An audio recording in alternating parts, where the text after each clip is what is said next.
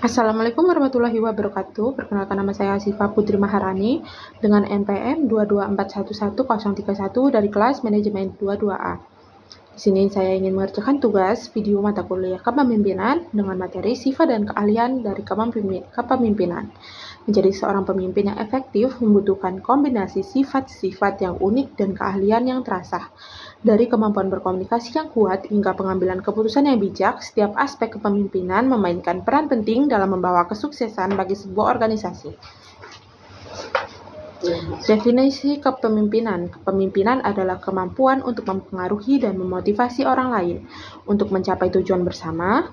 Seseorang pemimpin yang efektif harus dapat menginspirasi, memberdayakan, dan mengarahkan timnya untuk mencapai keberhasilan. Next. Sifat-sifat pemimpin yang baik. Yang pertama ada integritas. Pemimpin harus memiliki nilai-nilai moral yang kuat dan bertindak dengan kejujuran serta konsistensi. Yang kedua ada visi. Pemimpin juga harus memiliki pandangan jangka panjang dan kemampuan untuk melihat ke depan. Yang ketiga ada empati. Pemimpin harus mampu memahami dan menanggapi kebutuhan serta perasaan anggota timnya. Lalu ada ketangguhan. Pemimpin harus mampu menghadapi tantangan yang tetap teguh dalam pengambilan keputusan yang sulit. Lanjut. Keahlian kepemimpinan.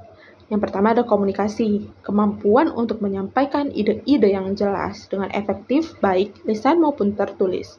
Lalu ada pengambilan keputusan. Kemampuan untuk membuat keputusan yang bijak dan tepat berdasarkan inovasi yang tersedia. Manajemen tim. Kemampuan untuk memimpin, memotivasi, dan memberdayakan anggota tim untuk mencapai tujuan yang bersama. Pengambilan keputusan yang bijak. Yang pertama, analisis. Pemimpin harus mengumpulkan informasi yang relevan, memahami situasi, dan mempertimbangkan berbagai perspektif. Lalu ada yang kedua, pertimbangan.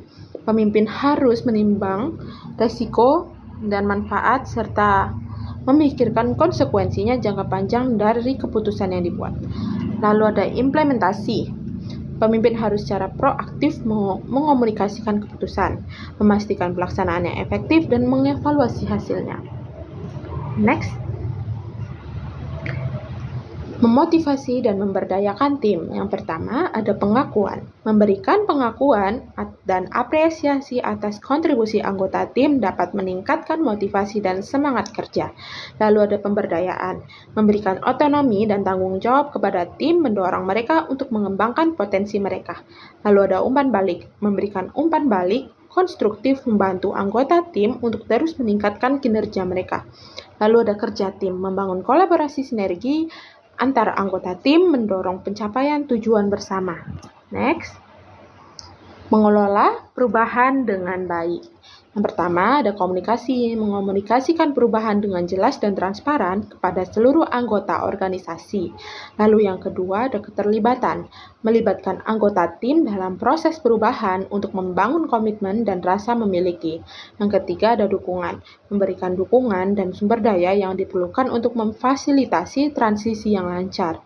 Dan ada adaptasi, bersikap fleksibel dan terbuka terhadap umpan balik untuk menyesuaikan strategi perubahan. Lanjut, membangun hubungan yang kuat. Yang pertama, ada kepercayaan. Membangun hubungan yang didasarkan pada integritas. Yang pertama ada kejujuran dan saling percaya. Lalu ada komunikasi efektif. Menjaga komunikasi yang terbuka, transparan, dan responsif kepada seluruh pemangku kepentingan. Lalu ada kolaborasi. Mendorong kolaborasi dan kemitraan untuk mencapai tujuan bersama yang lebih besar. Dan lalu ada empati, menunjukkan empati dan rasa kepedulian terhadap kebutuhan dan perspektif orang lain. Next. Kunci sukses dari kepemimpinan. Yang pertama integritas.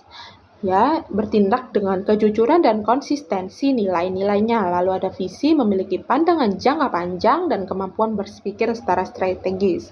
Lalu ada komunikasi, menyampaikan ide-ide dengan jelas, dengan secara efektif. Lalu ada manajemen tim, memimpin, memotivasi, dan memberdayakan anggota tim.